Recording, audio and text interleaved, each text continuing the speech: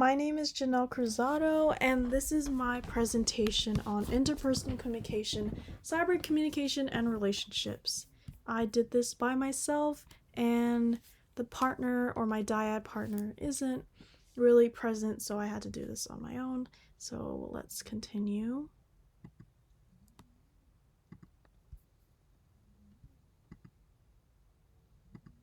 Okay, sorry. So the first slide is agreement on cyber communication. And what I agree with is that, as it mentioned in the text, times have changed since we live in a digital age. We have calls online to contact friends or attend quote unquote class since we're in a pandemic, such as Zoom, FaceTime, Skype, and Google Hangouts, which is very true. We tend to call people, specifically FaceTime, that we are pretty much living in a digital age where we FaceTime people via Zoom or via FaceTime, Skype, and Google Hangouts, to the point where we don't really have that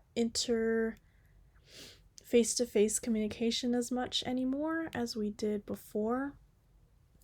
Texting is apparent in our digital world, where we text someone how they've been, or texting someone across the room, which is also true, considering the fact that, as I mentioned before, we live in a digital era where texting is apparent, where we have our phones in our hands, which are tiny computers, and we are able to text someone who they are, text someone how they feel, what they're doing, etc., etc. Texting them, oh, do you want to meet up somewhere, etc., instead of having to go to their house, knock on their door, and say, hey, do you want to hang out, as we did back in the olden days, the 90s and the 80s. I agree it can enable communication since it particularly relates to the Gen Zs, millennials, who adore the technological aspect. Even Gen X as well, because in this day and age, millennials and Gen Z flock to cyber communication, where they talk online, they chat online, they post online, especially on social media. That plays a huge role in cyber communication, where everyone is just online nowadays, and the only way to have face-to-face communication is if you actually meet up with them, but then they'd still be on their phone or they'll still be on their computers. And you see a lot of that, especially pre-COVID times, where you see a lot of people in coffee shops on their computer. You don't really see a lot of that face-to-face interaction, and you often see people online through Instagram, Tumblr, Twitter, Snapchat, etc., etc. And it's very crazy how social media has taken over most, or not, 90% of our lives. Agreement on cyber communication text part 2.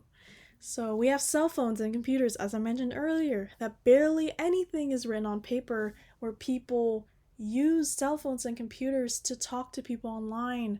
And Discord is also another example of cyber communication, where we don't really have people face to face to talk to someone or use like a planner or any sort of note to write down their phone numbers, when we can automatically type it through our digital phones. And it is kind of sad if you think about it. And we can just flock to the internet and or talk to someone. Because of the pandemic, we are maladaptive to the environment of the digital age even more, that communicating through an Instagram DM or Twitter DM isn't really new to anyone. So basically, it's not really new, except for maybe the boomers. But overall, it's not really new to anyone who has Instagram, Twitter, or Snapchat, that they automatically know what they do in the morning, text somebody, or they call somebody, or they text someone, hey, do you want to hang out? Or they text someone here, they text someone there, etc., etc.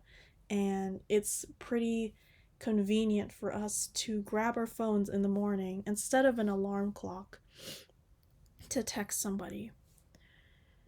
Third bullet point, we have social media that allows us to engage with our quote followers, end quote, to post different pics about what we ate, what we did today, to talk politically online, especially on Twitter, and to post pictures of our friends and or selfies, since we are pretty much selfish and we kind of care about who we are and our appearances to the digital world.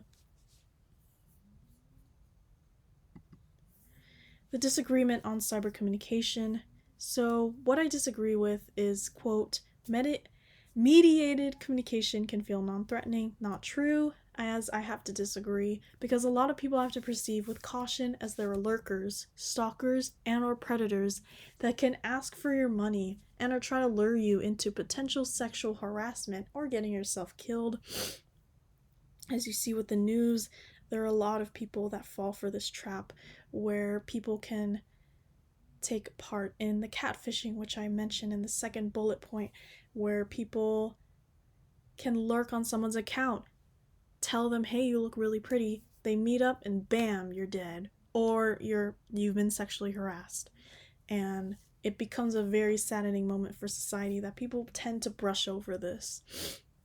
People can also catfish you, whether that be on Tinder or Bumble, which are two dating apps that are particularly popular in this day and age, where someone can display a fake persona and will tend to fall for it, which leads to a trap, mentioned in the first point. Another bullet point of a quote that I disagree with in the text, quote, online communication can be validating.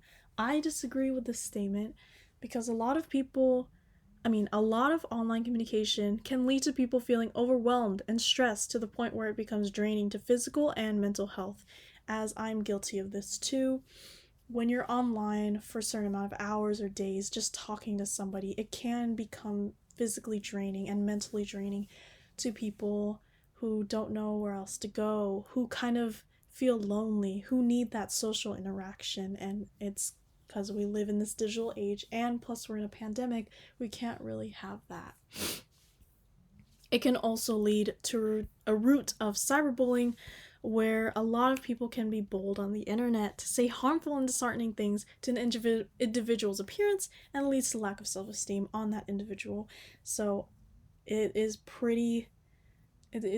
old news to us, basically, that there are hints of cyberbullying, and it can lead to people saying very, very cruel words to people, such as bullying people online, and etc., etc.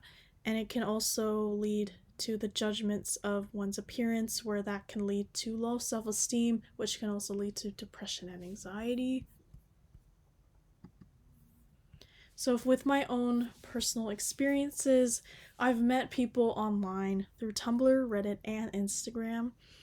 I met a girl through Tumblr, and we started sending messages online, and we FaceTimed at one point as she lived in Oceanside. So basically, a big story of mine, of my own experience with cyber communication, is that I met this girl online on Tumblr. As we started talking through DMs, then we started actually FaceTiming each other and actually willing to date each other. And at one point I thought I was living on the clouds, that, oh my gosh, this is my dream girl,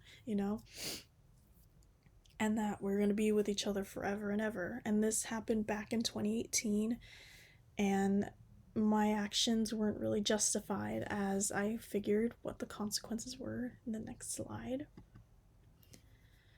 As time went on, my parents found out and things turned ugly, as there was tension, especially with my mom. My mom is very overprotective of me, of what I post and who I talk to online. So basically, she was pretty much a no-no when I was talking to this girl online, even though I was FaceTiming her and she was pretty much real. It led to me being grounded for a couple of months and even having to attend therapy. It got to that breaking point to my mom where I had to attend therapy just to fix my actions and the consequences that led with it. So basically, it is true that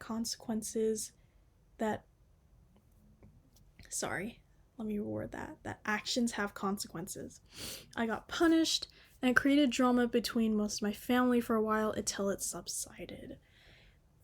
Next point of my personal experience is that through Instagram, I was a fan of a famous YouTuber that you might know named Colleen Ballinger. Met a ton of fans on Instagram and decided to create friendships with some of them through Kik, which was a texting based app which no longer exists, and through instant messaging as well. This became very huge back in 2015 in middle school when I was able to meet a ton of fans who loved Colleen Ballinger as well. I even had like 1,000 followers on that Instagram page alone, and I was able to have a ton of friends online. But it didn't last, sadly. We were friends for about a year or so until I left the fandom. And the last bullet point is that I have friends on Tumblr who I'm really close with, but they're in a different state or country, so my only interaction with them is online, which is true, and I tend to have these friends now that I'm really, really close with, that I can be more in touch than my in real life friends or family members, that I can relate to stuff since we're in pretty much the same fandoms. We're also pretty much the same in terms of personality. We can be more interactive, and it just creates huge bonds between us. So source number 1 is Cyber Relationship and Motive, Scale Development and Validation, Comparing and Contrasting. So the video I'm comparing is from the TED Talk that we watched in class called Interpersonal Communication in the Future World, from the very first week of class. And I thought this was very ideal to cyber communication, and it was pretty spot on of how we deal with interpersonal communication. The difference is that the speaker talks about her experience that online communication quote-unquote destroys people. She makes claims how she got lonely when interacting with people online rather than face-to-face. In the scholarly journal, it's the exact opposite, where there's data from real people showcasing how they enjoy it for the relaxation, comfort, and makes them happy. In the journal, it states statistics of how people are able to find romance much more easier through a screen than face-to-face, which can be true in a way. People tend to be less socially anxious online, as it is mostly text-based messaging, and it makes people to become more flexible. The only similarity is that they both reflect about how online communication can lead to us to be in another digital world from the real world. So basically, a lot of people flock to the digital world where they can text someone on there that they've met, or they can call somebody, or just basically communicate with them in the digital world, than from the real world where we are kind of distant from the real world, as the article mentioned. Source number 2 is Individual, Family, and Community Predictors of Cyber-Aggression Among Adolescents, Comparing and Contrasting. So the video I'm comparing to the scholarly journal is called Perception and Reality TED Talk by George Alexander from class.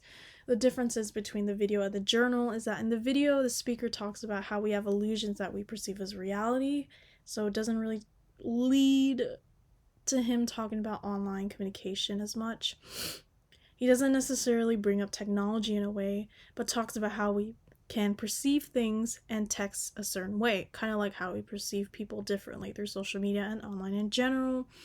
He shows off his magician skills to an audience member and shows how the person handling the money perceived it as only being $1 or $10, etc.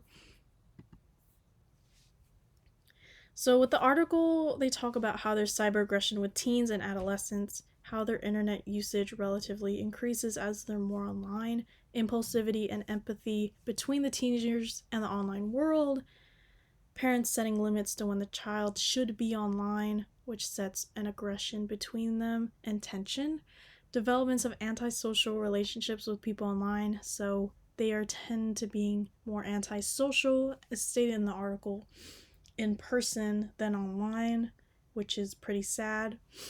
Being part of cyber victimization, where the individuals are being ignored by their fellow peers or secluded from them, leading to depression and anxiety.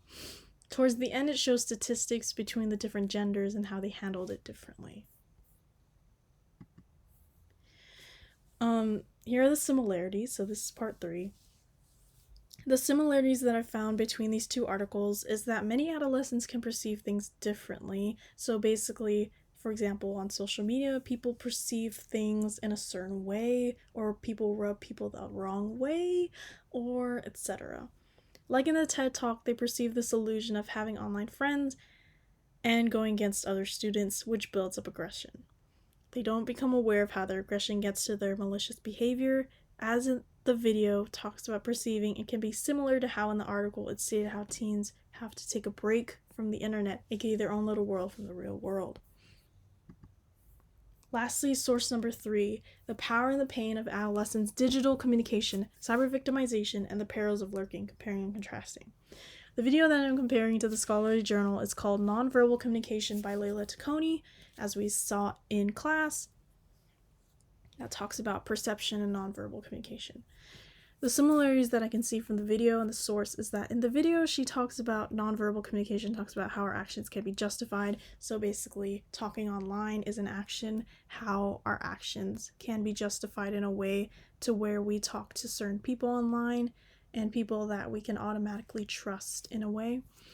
The similarity can also be discovered in a way that through the article where a statistic that 59% of adolescents use video chatting, and people can compare who are dominant, attractive, and can tell their gestures when communicating through video, which is very true. The article also links to social media and how with non-verbal communication we can see how people perceive others by their facial expressions, or seeing who looks attractive and who's not through clothing and judgment, which is the physical aspect. The differences between the videos, how Layla talks about nonverbal communication gestures. She sets examples of how we perceive people through certain hand gestures. While it can be the same online, the article states how people are judgmental online through text-based phrasing, like Twitter and Instagram, for example. If you tweet something like an opinion or something, someone's going to make a facial expression or through their screen saying, "Oh my god, why did you do this? And why did you tweet something that I disagree with, but I have to bash you on it," for example. The article also states how psychologists have noticed that social media shapes who they are as a person and takes over their mental health. So basically, their mental health becomes deteriorating as they keep using social media, as what the article states. Although Layla mentioned that there are people in the real world that judge you, the article tends to take it a step further by mentioning how the social media aspect allows for an imaginary audience rather than an in-person audience. So imaginary audience, like the people that they see online, even though some of them can't be real to them, but they just think, hey, I have to play this little act for people to make them like me. And here are my references for the articles, and that's pretty much it. I hope you enjoyed this video, and thank you for watching. Bye.